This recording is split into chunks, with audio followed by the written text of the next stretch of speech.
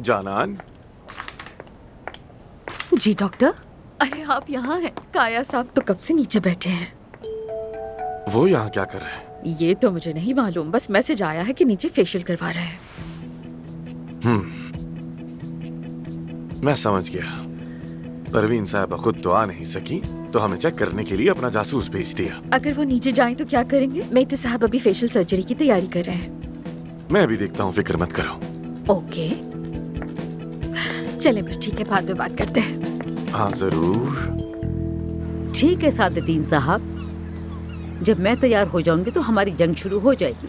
हाँ, कोई परेशानी वाली बात नहीं, सब लोग इसी बारे में बात करेंगे, फिर बात होगी। हेलो आमिर, खैरियत है ना? तुम ठीक हो? ठीक हूँ, मुझे क्या होना है? ऐसे अचानक तुम्हारी कॉल आई तो मैं परेशान हो गई। तुम्हारी अचानक से कॉल देखकर मेरा तो ब्लड प्रेशर बढ़ गया। यह वाकई में मेरी याद आ गई थी, इसीलिए कॉल की तुमने मुझे। आपके पास हमेशा हमारे लिए कुछ न कुछ स्वीट वर्ड्स होते ही हैं। लेकिन हाँ, आपने ठीक कहा, हम आपको तकलीफ देते हैं, जानता हूँ। अरे नहीं बेटा, मैं तुम लोगों को बहुत ज्यादा याद करती हूँ। अब बताओ क्यों फोन किया? अम्मी बाबा को घर बुलाना होगा।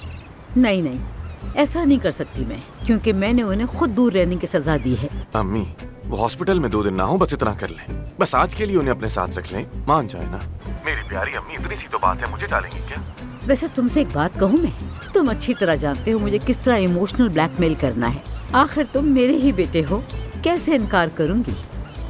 ठीक है, मैं कर लूंगी। ये हुई ना बात। बाबा को भेज रहा हूँ, बाकी काम आपका है। चलें फिर मिलते हैं, खुदा हाफिज।